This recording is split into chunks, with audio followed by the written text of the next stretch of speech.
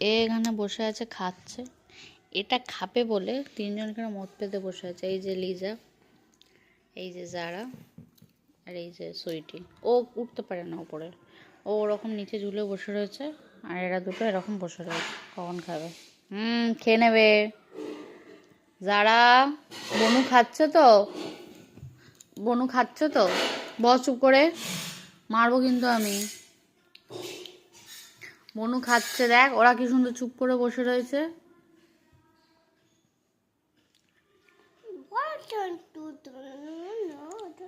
বসো এখানে চুপ করে।